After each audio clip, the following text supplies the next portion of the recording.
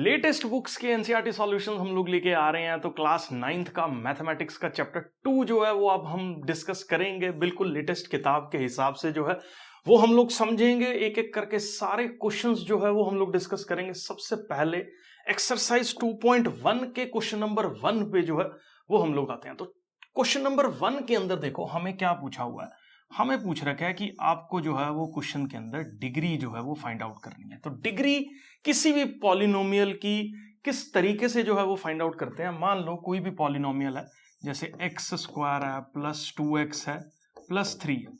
सबसे पहले आपको ये नोटिस करना है कि उसके अंदर x की हाईएस्ट पावर कौन सी जो है वो अवेलेबल है। तो इसके अंदर देखो यहां पे x की हाईएस्ट पावर 2 अवेलेबल है, इसके अंदर x की हाईएस्ट पावर 1 अवेलेबल है।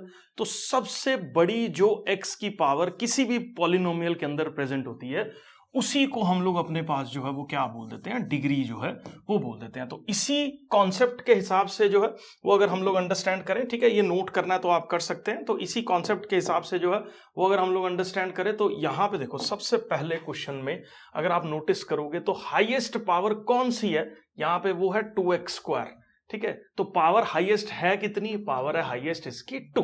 तो 2 पावर है तो डिग्री इस पर्टिकुलर क्वेश्चन के अंदर जो है वो हमारे पास कितनी हो जाएगी, 2 जो है वो हो जाएगी। उसके बाद नेक्स्ट वाली इक्वेशन पे देखो यहां पे हाईएस्ट पावर जो है वो कितनी देखने को मिल रही है, y की पावर 3 है, यहां पे y की पावर 1 है। तो अगर आप हाईएस्ट पावर देखोगे तो इस पर्टिकुलर क्वेश्चन में हाईएस्ट पावर जो है वो हम लोगों के पास 3 के बराबर जो है वो होगी। और फोर्थ वाले पार्ट में देखोगे तो हाईएस्ट पावर यहां पे कोई भी वेरिएबल की जो है वो किसके बराबर होगी, 1 के बराबर जो है वो होगी। तो इन तीनों को अगर मैं पहले डिस्कस करूं तो फर्स्ट पार्ट की जो डिग्री है वो हमारे पास 2 के बराबर है, क्योंकि इसके अंदर पॉलिनोमियल की जो हाईएस्ट पावर है वो 2 के बराबर है।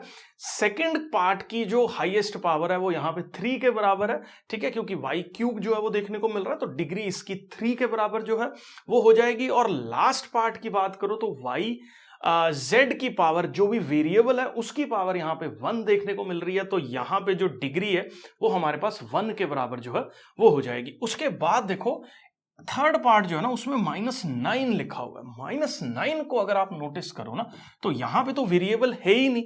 तो लेकिन अगर आप नोटिस करो तो क्या मैं 9 को ऐसे लिख सकता हूं, -9 इंटू एक्स की पावर 0, क्योंकि कोई भी वेरिएबल की पावर जो 0 होती है वो आपने क्लास छोटी में पढ़ रखे होंगे कि ये 1 के बराबर जो है वो इसकी वैल्यू होती है। तो अगर आप -9 को ऐसे लिख सकते हो तो इसमें x की जो हाईएस्ट पावर है वो किसके बराबर है, 0 के बराबर है। इसका मतलब इस पर्टिकुलर पॉलिनोमियल की जो डिग्री होगी वो हम लोगों के पास किसके बराबर हो जाएगी, 0 के बराबर जो है वो हो जाएगी। ठीक है, तो इसको मैं एक बार प्रॉपरली आपको यहाँ पे जो है वो नोट करवा देता हूँ। इसके अंदर पूरा का पूरा सॉल्यूशन हम लोगों ने जो है वो लिखा हुआ है। ठीक है, तो इसको आप नोट कर सकते हैं। तो देखो सबसे पहले इसके अंदर जो हाईएस्ट पावर है वो x के वेरिएबल की कितनी है, 2 है, तो इसके लिए इसकी डिग्री जो है वो 2 के बराबर होगी। और इसके अंदर देखोगे y की जो हाईएस्ट पावर है वो 3 के बराबर है, इसीलिए इसकी डिग्री जो है वो 3 के बराबर होगी। -9 के अंदर देखो तो -9 को जो है वो मैं -9 टाइम्स x की पावर 0 लिख सकता हूं। तो इस पर्टिकुलर जगह से अगर आप देखा जाए तो हाईएस्ट पावर हमारे पास किसके बराबर है, 0 के बराबर है।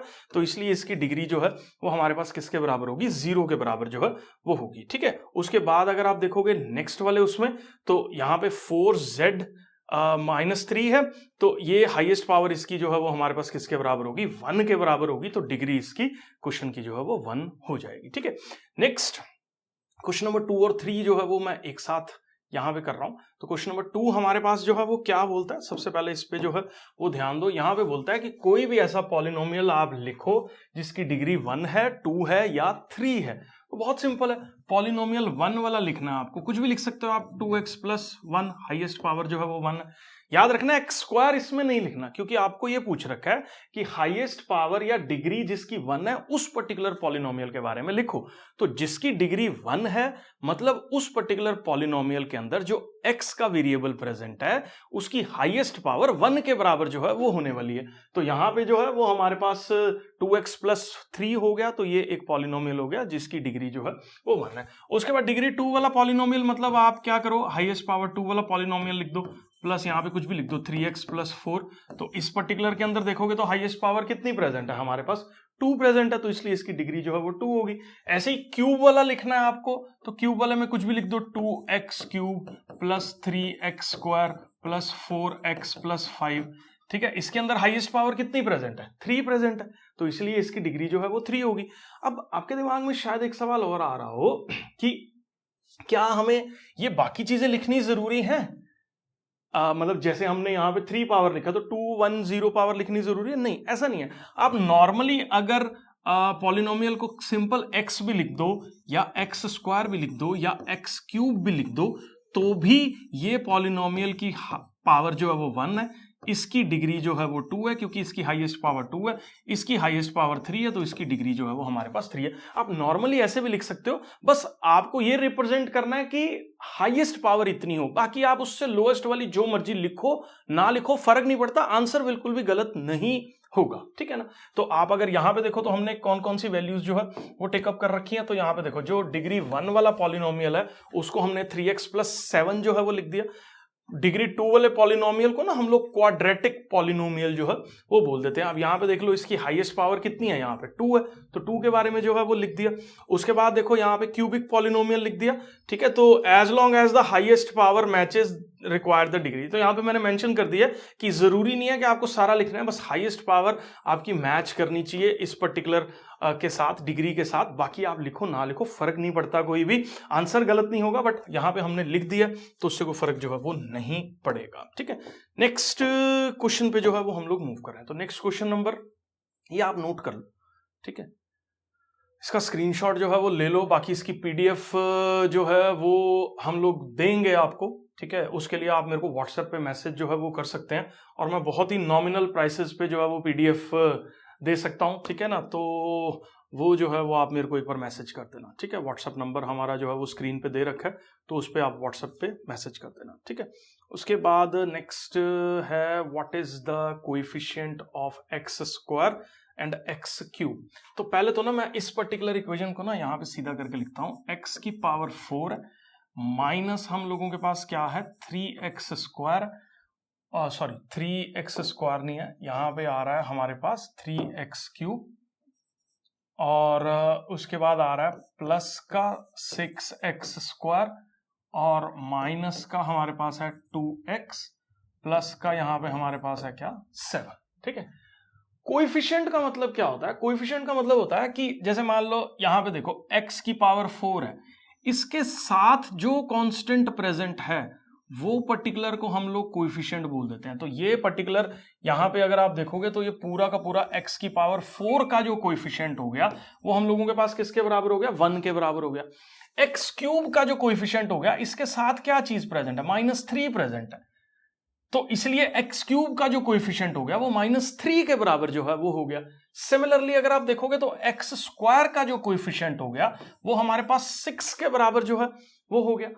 ऐसे देखो एक्स का जो कोएफिशिएंट है वो -2 के बराबर हो गया। तो यहां पे कोएफिशिएंट्स को जो है वो कैसे निकालना है कि जो भी वेरिएबल का कोएफिशिएंट अपने को निकालना है, जैसे एक्स स्क्वायर, एक्स क्यूब या एक्स की पावर 4 का, उसके साथ कौन सा कांस्टेंट मल्टीप्लाई में है। प्लस का है तो प्लस वाला लिखना है, माइनस का है तो ये नहीं है। ये देखो बच्चे क्या गलती करते हैं, एक्स क्यूब का कोएफिशिएंट है 3 ना, 3 नहीं है -3 है, ये चीज का आपको जो है वो यहां पे ध्यान देना है। ठीक है ना, तो यहां पे अगर आप देखोगे तो इसको हम कैसे कर रहे हैं, तो आपको इस पर्टिकुलर क्वेश्चन में एक्स क्यूब का कोएफिशिएंट जो है वो निकालना था। तो एक्स क्यूब का कोएफिशिएंट हमारे पास -3 के बराबर जो है वो हो जाएगा, एक्स क्यूब का जो कोएफिशिएंट है। ठीक है, ऐसे ही देखो 6x स्क्वायर है तो एक्स स्क्वायर के कोएफिशिएंट की बात करें तो एक्स स्क्वायर का जो कोएफिशिएंट है वो हमारे पास 6 के बराबर जो है वो हो जाएगा। ठीक है, पेपर में आप इस तरीके से लिख देना कि आपको जो है वो पूरे मार्क्स मिल जाए, कटिंग मार्क्स की जो है वो कहीं पे स्कोप नहीं अपने को देना। ठीक है, तो यहां पे देख लो, सबसे पहले आप ऐसे लिख लेना, टर्म कंटेनिंग एक्स क्यूब कौन सी है? ये है, इसका कोएफिशिएंट -3 है। ऐसी टर्म कंटेनिंग एक्स स्क्वायर कौन सी है? ये है, और इसका कोएफिशिएंट अपने पास प्लस का 6 के बराबर जो है वो होगा। मैं ज्यूम करके चल रहा हूं, ये पर्टिकुलर क्वेश्चन जो है वो आपको क्लियर है। ठीक है, उसके बाद नेक्स्ट क्वेश्चन नंबर 4 और 5 की बात जो है वो यहां पे होएगी। ठीक है, और यहां पे देखो थोड़ा सा आप ध्यान से, what is the coefficient of, यहां पे देखोगे z इन द पॉलिनोमियल। बड़ा अच्छा सवाल एनसीईआरटी चूज कर रहा है, बहुत सिलेक्टिव तरीके से जो है वो क्वेश्चंस इन्होंने दे रखे हैं। तो ये चैप्टर मेरे को काफी बेटर लगा as compared to concept building अगर देखा जाए चीजों को। तो यहां पे अगर आप देखोगे ध्यान से तो ये है 4z³ प्लस साथ में 5z² माइनस 11 है, और यहां पे हमसे पूछा जा रहा है कि z का कोएफिशिएंट निकालो। तो z तो यहां पे है ही नहीं, z का कोएफिशिएंट कैसे निकालेंगे, बच्चे कंफ्यूज हो जाएंगे इस पर्टिकुलर चीज में। लेकिन अगर आप ध्यान से देखो z की पावर जो 0 होती है वो हमारे पास किसके बराबर होती है, 1 के बराबर जो है वो होती है। ठीक है, इस पर्टिकुलर जगह पे z की जो पावर है 0, या इसको ना आप ऐसे समझ लो, z की पावर 0 तो 1 के बराबर होती है। तो यहां पे मैं लिख देता हूं z की पावर 0। ठीक है, लेकिन z की पावर 0 तो नहीं निकालना था अपने को, तो z का कोएफिशिएंट निकालना था। तो z का कोएफिशिएंट निकालने के लिए प्लस में 0 मल्टीप्लाइड बाय z लिख दो, क्योंकि z की टर्म इसमें है ही नहीं, तो 0 इंटू z लिख दो। तो ये पॉलिनोमियल को लिखने का एक तरीका हो गया, जिसके अंदर क्या हो गया, क्यूबिक भी आ गया, स्क्वायर वाला भी आ गया, पावर 1 वाला भी आ गया और पावर 0 वाला भी आ गया, सारे आ गए इसमें। तो अगर आप कोएफिशिएंट की बात करो तो z का जो कोएफिशिएंट है वो यहां पे हमारे पास क्या है, 0 के बराबर है, क्योंकि z है ही नहीं। ठीक है, z है ही नहीं तो उसका कोएफिशिएंट किसके बराबर होगा, 0 के बराबर होगा। ठीक है, तो यही है, if the variable is missing from the sequence the coefficient is always 0। तो ये चीज याद रखो कि कभी भी वेरिएबल अगर मिसिंग है किसी भी इक्वेशन से तो कोएफिशिएंट उसका जो है वो 0 होगा। इस इक्वेशन को आपको पेपर के अंदर रीराइट करके दिखाना है इस तरीके से। ठीक है, 4z³ plus 5z² plus 0z minus 11। तो यहाँ पे z का कोएफिशिएंट अगर चेक होगा तो वो हमारे पास 0 के बराबर जो है वो होगा। मैं ज्यूम कर रहा हूं, ये पर्टिकुलर क्वेश्चन जो है वो आपको क्लियर है। उसके बाद नेक्स्ट पे जो है वो हम लोग मूव करते हैं। इसके अंदर क्या दे रखा है, what is the constant term of the polynomial. बहुत सिंपल है, कांस्टेंट टर्म जो है उसका क्या मतलब होता है कि वो किसी भी वेरिएबल पे डिपेंड नहीं कर रही, मतलब वो उसके साथ कोई भी वेरिएबल मल्टीप्लाई में नहीं है। तो ये देखो, ये कांस्टेंट टर्म नहीं है क्योंकि इसके साथ x एक वेरिएबल है, इसकी वैल्यू 1 पुट कर दो, 2 पुट कर दो, 3 पुट कर दो, वेरी करती रहेगी इसकी वैल्यू। उसके बाद ये भी एक वेरिएबल है, ठीक है, क्योंकि इसकी वैल्यू भी वेरी कर रही है।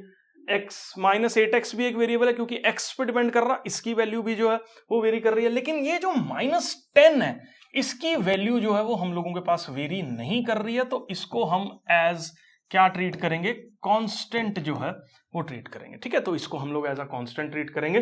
तो यहां पे जो कांस्टेंट टर्म है हम लोगों के पास वो किसके बराबर हो जाएगी, -10 के बराबर जो है वो पर्टिकुलर कांस्टेंट टर्म जो है वो हो जाएगी। इसी के साथ हमारी एक्सरसाइज 2.1 जो है वो खत्म होती है। नेक्स्ट पर्टिकुलर वीडियो में जो है वो एक्सरसाइज 2.2 हम लोग जो है वो शुरू करेंगे।